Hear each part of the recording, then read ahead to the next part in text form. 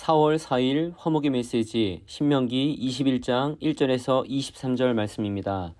내 하나님 여호와께서 내게 주어 차지하게 하신 땅에서 피살된 시체가 들에 엎드러진 것을 발견하고 그 쳐 죽인 자가 누구인지 알지 못하거든 너희의 장로들과 재판장들은 나가서 그 피살된 곳에 사방에 있는 성읍의 원근을 잴 것이요 그 피살된 곳에서 제일 가까운 성읍의 장로들이 그 성읍에서 아직 부리지 아니하고 멍에를 매지 아니한 암송아지를 취하여 그 성읍의 장로들이 물이 항상 흐르고 갈지도 않고 씨를 뿌린 일도 없는 골짜기로 가서 그 송아지를 끌고 가서 그 골짜기에서 그 송아지의 목을 꺾을 것이요 레위 자손 제사장들도 그리로 갈지니 그들은 내 하나님 여호와께서 택하사 자기를 섬기게 하시며 또 여호와의 이름으로 축복하게 하신 자라.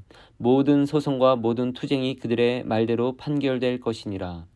그 피살된 곳에서 제일 가까운 성읍의 모든 장로들은 그 골짜기에서 목을 꺾은 암송아지 위에 손을 씻으며 말하기를 우리의 손이 이 피를 흘리지 아니하였고 우리의 눈이 이것을 보지도 못하였나이다.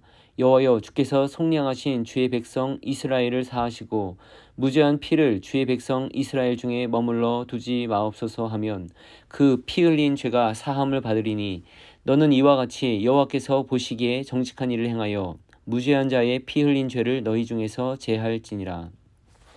내가 나가서 적군과 싸울 때에 내 하나님 여호와께서 그들을 내 손에 넘기심으로 내가 그들을 사로잡은 후에 내가 만일 그 포로 중에 아리따운 여자를 보고 그에게 연연하여 아내를 삼고자 하거든 그를 내 집으로 데려갈 것이요 그는 그 머리를 밀고 손톱을 베고 또 포로의 의복을 벗고 내 집에 살며 그 부모를 위하여 한 달 동안 애곡한 후에 내가 그에게로 들어가서 그의 남편이 되고 그는 내 아내가 될 것이요 그 후에 내가 그를 기뻐하지 아니하거든 그의 마음대로 가게 하고 결코 돈을 받고 팔지 말지라. 내가 그를 욕보였은즉 종으로 여기지 말지니라.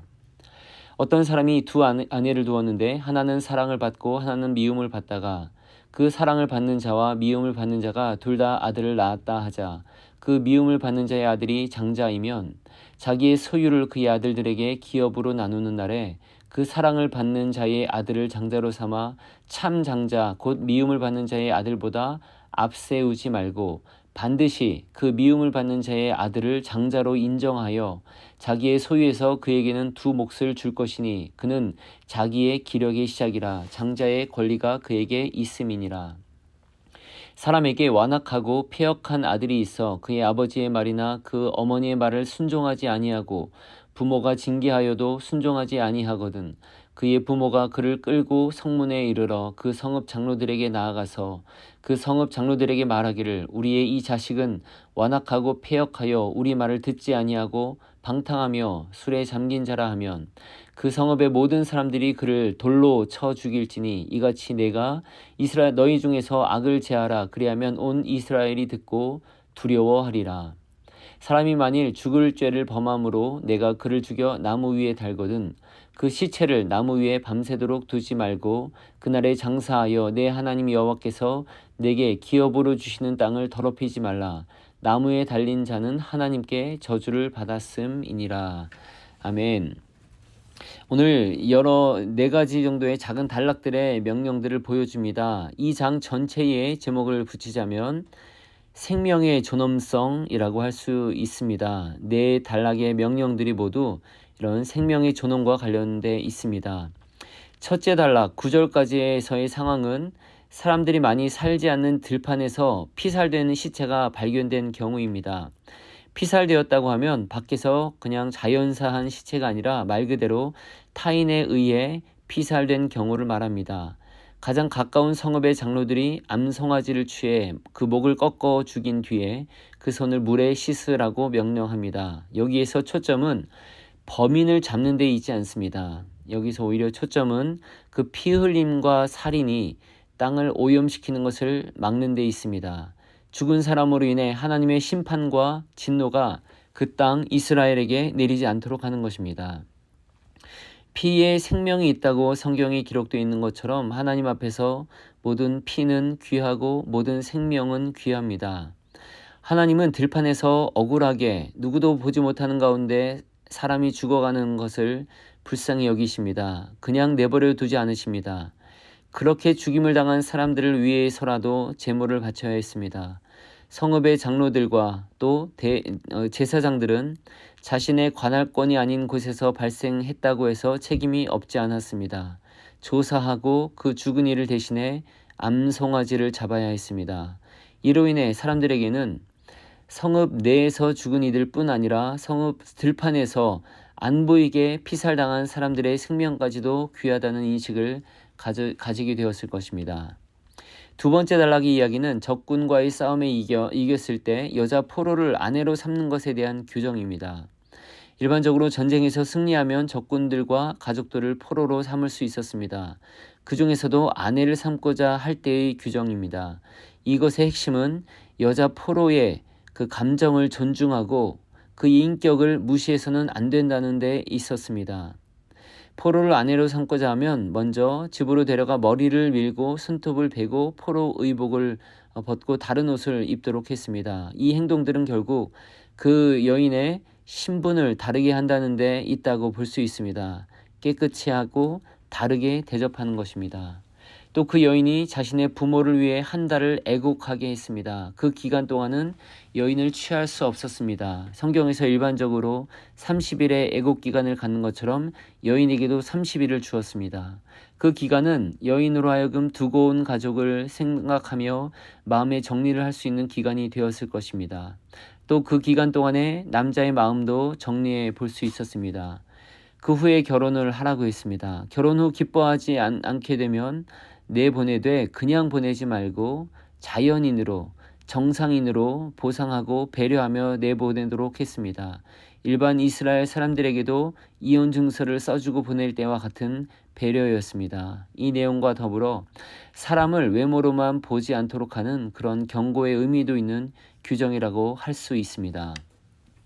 세 번째 단락은 두 명의 아내들에 대한 내용입니다.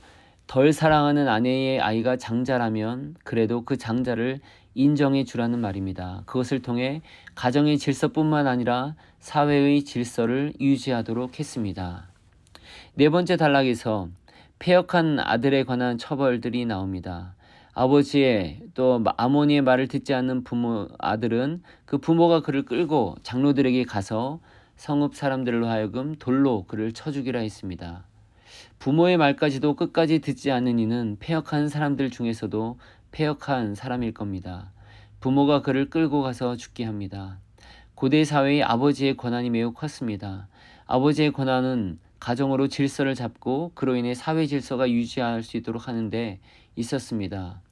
하지만 또한 아버지들에게는 말씀으로 자녀를 바르게 양육할 책임을 주었습니다. 즉 권한만이 아니라 중대한 책임이 있었습니다. 이러한 책임은 비단 자녀와 가족뿐만 아니라 사회의 온전함을 유지하는 책임으로 이어졌습니다. 물론 지금 나온 그 패역한 아들을 돌로 쳐 죽이라는 법은 거의 시행된 적이 없었다고 그렇게 기록에 나오고 있습니다. 이 네 가지 단락 외에 추가 내용이 한 가지 나오는데 처형당한 자를 나무에 거는 경우였습니다. 그 범죄가 심각할 경우, 신중할 경우 추가적 굴욕을 주고 범죄에 대한 경각심을 일깨우기 위해 모든 사람들이 보는 곳에서 시체를 매달아 두도록 했습니다. 그것이 고대 사회의 통상적 관례들이었습니다. 이집트나 몇몇 나라에서는 오랫동안 그것을 두어 새나 짐승들로 하여금 그렇게 그 시체를 먹게끔 했습니다. 그래서 나무에 달린 자는 가장 저주받은 자라는 통념이 생겼고 사도 바울은 갈라디아서 3장에서 그리스도께서 십자가에 못 박히신 것은 죄의 저주를 스스로 몸에 지셨다는 사실에 근거로 삼았습니다. 성경에서는 시체를 하루 이상 매달아 두지 말라고 합니다. 그 이유는 땅을 더럽히지 않기 위함이었습니다. 하나님이 주신 땅은 생명으로 생기로 가득한 땅이었습니다. 오늘의 말씀을 정리해 봅니다. 이 단락들은 대개 사회의 온전함과 생명을 유지하고 회복하는 데 있다는 것을 살펴볼 수 있었습니다. 하나님은 사람의 생명을 소중히 여기십니다. 작은 자라도 무명의 사람이라도 하나님은 그 생명을 인격을 존귀히 여기십니다.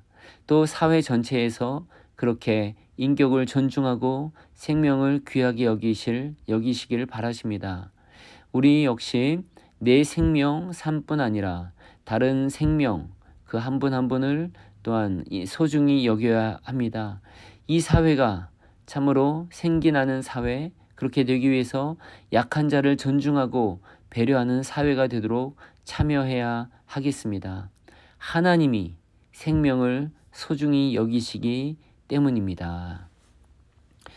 내 생명의 하나님께, 내 생명의 하나님이시여, 저는 항상 제 몸을 정결하게 하렵니다. 아버지의 살아계신 손이 제 몸 구석구석에 닿고 있음을 알고 있기 때문입니다. 저는 항상 제 마음에서 거짓을 멀리 하렵니다.